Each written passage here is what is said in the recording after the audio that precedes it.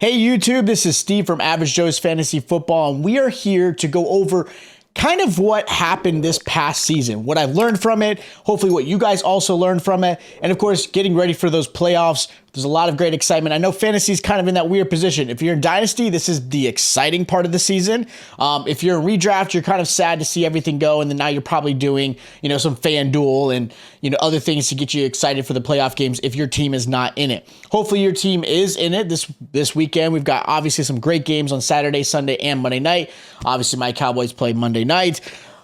We'll see how things go, but we're going to talk some fantasy. We're going to talk about how I looked at this season, what I learned from it, what I look at as far as my stats prior to the season, where I pre-ranked people, and how they actually finished. So for me, in this redraft season, there were a lot of, I would say, surprises this season, right? You had some players that you obviously were 100% knew was going to perform really well. And then, of course, injuries do derail some of that and how your draft went. Hopefully you guys obviously won. If you guys did win in your fantasy league, please comment down below. Let me know that you guys won. Hopefully we were able to help you guys out. And if there were other channels, of course, there are obviously amazing other content creators that help give you some great stats. And of course, you probably put your own research in as well. But again, hit us in the comments. Let us know that you won. I want to see hundreds of you guys commenting that you guys won this past season. And of course, we want to continue that into the upcoming season before you know it. So as far as quarterbacks, I want to talk about each position. As far as quarterbacks, my pre-rankings before the season had started, there were definitely some things I definitely got wrong. Quarterback, I will say the one thing is, based off of what a lot of people had expected, a lot of players really stood out. I'm going to name Geno, right? Geno Smith, one of the top fantasy quarterbacks, right? Jared Goff, Justin Fields, a lot of these guys that you did not expect to perform really outshined. They had great seasons. They outperformed any expectation that was ever given to them and just did a really great job. So, for example, like my pre-rankings, I had Josh Allen as my number one quarterback finishing this upcoming season. It was Patrick Mahomes. And the reason why I had Josh Allen is because obviously what he was able to do. Now, he did finish second, don't get me wrong, but I expected a lot out of that offense. His rushing ability is big. And then, of course, like a lot of people, just Tyreek Hill leaving Kansas City left people with some questions of how Patrick Mahomes was going to perform. And there aren't any more questions. And realistically, when I dropped my crazy early rankings, Mahomes has even bigger reasons to be the number one quarterback in fantasy and just in the NFL in general. What he was able to do this past season, even without a top tier receiver like Tyreek Hill, is phenomenal. And that was something I thought about. I had Patrick Mahomes at number 6. He finished number 1. He did amazing. Tyreek Hill did not play a factor in how he performed. He still had his best buddy in Travis Kelce. And of course, Travis Kelce finished really strong. Another quarterback that I really had high hopes for was Matthew Stafford. I felt he was going to obviously perform really well. Adding Allen Robinson, that offense getting better, and he just laid a complete dud. And then, of course, injury happened, and his whole season was derailed. Allen Robinson didn't do anything. So you look at things like that, and what I learned is, one, preseason hype. Don't jump onto that stuff. Some of it is based off stats. Like when I give my rankings, it's going to be based off of how was the previous season, what does their upcoming schedule look like, what does their upcoming talent look like, whether it be through draft, free agency, and then, of course, who's their offensive coordinator, their head coach, how is that going to look for them?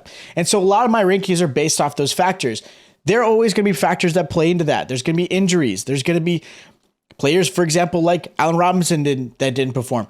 Russell Wilson, that everybody had some hype. I had him at number 10, didn't even finish the top 10.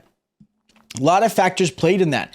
So when you look at fantasy, what I learned a lot was you can't just look at the numbers. You can't just rely on what the previous seasons were like, because every season really is different. There are obviously probably each position, there are 2 or 3 players that you can count that will absolutely be in a top 5 category, right?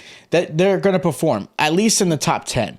Whether they have a little bit of some changes there. So you look at these, if you look at what I've got here, these are your top 10 quarterbacks that finished in this past season. These are the guys that performed really well. These are the guys that obviously outshine, like I mentioned. Daniel Jones was in here. Jared Goff was in this one. Trevor Lawrence. These are guys that a lot of people did not mention finishing up in the top 10. Then there's players like Kyler Murray, obviously dealt with injury, right? Justin Herbert didn't deal didn't play well. A lot of it has to do with his receivers being hurt, right? Tom Brady underperformed. Dak Prescott injured and wasn't playing well. Lamar Jackson injured, didn't play. And then, of course, Russell Wilson. Those are guys that I mentioned that I had high hopes for finishing in the top 10. Now, when I drop my early ranking video, you'll obviously see where I had to value, and some of these players have maybe kind of creep back into the top 10, and I'll give you reasons why. And some of these guys obviously crept back out, and again, I'll give you reasons why. But those are some things you look at. Now, if you look at running backs, will we please, as a community, please put some respect on Austin Eckler? He finished number 1 this past season, and it's funny, if you guys know anything about Austin Eckler, he also streams on Twitch.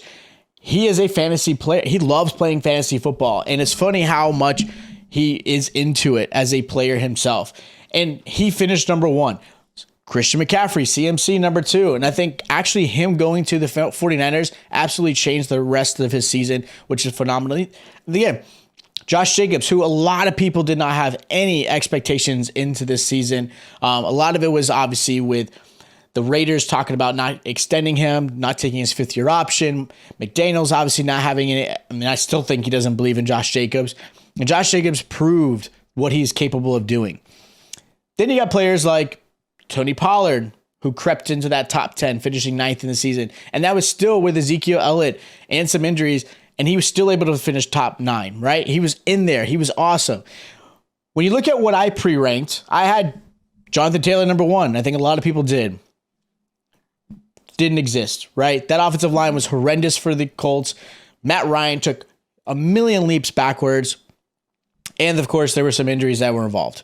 I had high hopes for Najee Harris going into the season. I know he's not a top-tier talent, but the fact is, when you don't have a lot of, really, I would say, players trying to take away shares from you, that was my thought process. But Warren, the rookie, actually did a phenomenal job and ended up taking a little bit of that. Now, Najee Harris did finish a little bit stronger at the end of the season, so I give him credit there. But he was the one I had some high hopes on. I still have some high hopes on him as far as dynasty, but that's a different conversation. DeAndre Swift, I had high hopes on, and I still do. That running back has some true talent. I like Swift. I am in love with what he's able to do, and I'm super excited. But his counterpart, Jamal Williams, did a phenomenal job. He did amazing this past season, but I still have DeAndre Swift as a nice grab. I had Christian McCaffrey up there. I had Austin Eckler up there. I did not expect them to be 1 and 2. I did expect them to have good seasons. I did expect Barkley to do well. He finished a little bit higher than I had ranked him. Javonte Williams, who I loved, was right outside of the 11th spot. But the problem with Javonte, again, injuries. Sometimes those things play to factors. Then Dalvin Cook I had near the end, which he did finish obviously 10th in this. So again, some of these things I were able to get a little bit correct, a little bit wrong, and I'm okay with admitting. I love admitting when I am wrong. I want to make sure that I'm transparent with this whole community. Wide receiver is a fun one. I had Justin Jefferson at number 2. He finished number 1. I think he could have been back and forth with him and Cooper Kupp. I had Cooper Kupp obviously finishing number 1 just because of the way that offense, what I expected out of that offense. But again, injury derailed him. Matt Stafford was hurt. Allen Robinson pretty much was a no-show. So that definitely changed there. Now, receiver-wise, if you look at how they finished, you had Jefferson, Tyreek, Adams, Diggs, Lamb, A.J. Brown, Amon-Ra, Jalen, and then Devontae, and then Amari Cooper. Now, Amari Cooper was probably my biggest surprise. I don't know how you guys feel about that. Amari Cooper finishing in the top 10 was a big surprise for me, especially with the whole quarterback carousel, the conversation between, the whole connection between Deshaun Watson, Brissett. I mean, there was a lot going on, but Amari Cooper still finished really strong. Both seeing 2 wide receivers from the same team, that was awesome. Seeing Jalen and Tyreek and A.J. Brown and Devonta Smith obviously had some phenomenal seasons, which really respectively, look at the quarterback minus Tua, they also performed very well. Justin Jefferson, obviously, it's up there. Stephon Diggs really performed well. Where I did miss, obviously, was Michael Pittman. I really had some high hopes for Michael Pittman. Again, having a Matt Ryan in there, I thought was going to be even better, and he's performed really well last season. I had Deebo Samuel a little bit lower. Obviously, he didn't finish in the top 10. It's funny, one of my tweets, I had actually Brandon Ayuk finishing better than Deebo Samuel, and he did. So there was just some things I looked at, and they performed really well. Jamar Chase obviously would have finished in there. I had him finishing 5th in the pre-rankings, but of course, with injury, he did miss some games and didn't. The one guy I think a lot of people don't give a lot of respect for, and I think just in general, is Amon-Ra. Amon-Ra he is Mr. Consistent. He may have some games where he put 15 points and you're like, wow, you didn't feel like it was a great game, but he was able to perform for you. And then of course he had some really stellar games that were able to get you some points. So Amon-Ra, I salute you. That whole Lions offense, you guys did a phenomenal job. Any Detroit fans, I was rooting for you guys. I was really hoping you get in the playoffs. I wanted to see that team get in there. I'm a big Dan Campbell fan. He played for the Cowboys. I love what he's able to do. So all you Detroit Lions fans, be happy with what's going to happen. I think your team's going to be phenomenal. Now, as far as tight end, this is probably the biggest miss, I will say. Probably a majority of whether it be myself or other analysts or anything like that, got wrong. Kelsey, obviously everyone agreed upon. He was number one, and he finished number one. Then you look at I had Kittle at number 2. He finished number 3. Hockenson, I had him at 6. He did a phenomenal job, especially going to Minnesota. Nobody saw that happening. Ingram finishing in the top 5. I liked Evan Ingram. I had him as a nice little sleeper coming in the season, but I didn't rank him in the top 10. So a shame on me for not looking at that. And then as far as my pre-rankings go, there were some things that we got wrong, right? Kyle Pitts. We're all going to admit it. Kyle Pitts. That offense just did not utilize him properly, and I wish he had been. I still think he's got some great dynasty value. If any of you guys do Dynasty, he still has some great Dynasty value, but other than that, that was it. Obviously, I had higher expectations with Zach Ertz, but he got hurt, so that obviously played a factor. Freiermuth, I was excited for. Goddard, I was excited for, but Goddard again got hurt. So injuries did kind of derail. But as far as tight ends go, I think most people can agree on who the top 10 is. They're going to obviously vary. Cole Kmet crept in there, which was phenomenal. You had obviously Taysom Hill because of what he's able to do. Tyler Higbee was a big surprise for me, and that was even with the whole, Matt Stafford. And actually, he kind of got rejuvenated with Baker Mayfield coming in towards the end of the season. So I would give him credit there. I'm really looking forward, and again, what I've learned, the biggest thing from this whole this season is it was a weird one. I think we all can agree it was a weird one. There were some injuries. But if you look at everything again, you look at my pre-rankings, you look at your own pre-rankings, you saw how everybody finished. I think we could agree on we probably know who the top guys are going to be going into this early season. Just based off the last 2 years, 3 years of consistency, what the off seasons are going to start to look like. And I'm looking forward to it. So for me, anybody who's into Dynasty, make sure you guys are paying attention. Subscribe to this channel because we will be dropping a lot of Dynasty content. We'll be talking early Dynasty rankings. We'll be talking some trades you might want to consider. We'll be talking rookies. We're going to have a lot of great stuff going on to get you guys prepared. Most people will probably be drafting the rookies in May or June.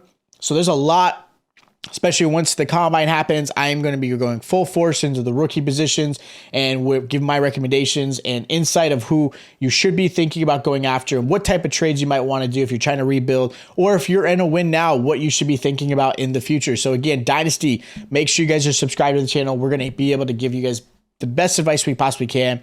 And as far as redraft, I'll be giving you guys some nice early rankings. I've already got the plan for that. We'll be dropping those all next week. We'll be dropping our way too early rankings for you guys. And then, like I said, we'll be dropping a lot of Dynasty content in the next couple months. Every week, we'll be dropping 2 to 3 videos to help you guys with your Dynasty. And I have a big plan going into the season. We'll be announcing that closer to, obviously, the actual NFL season starting again. But I will say this, I will be creating a league where I can get some of you subscribers in there with me, and we're going to have some fun in that one. So again, stay tuned. If you guys are new to the channel, make sure you hit the subscribe button. Make sure you hit that like button as well. Show some appreciation. If you guys did win your championship, again, comment down below. Show some love. I'll be hitting those hearts all across. And again, stay tuned for all our early rankings and Dynasty, and I'll check you guys out next time.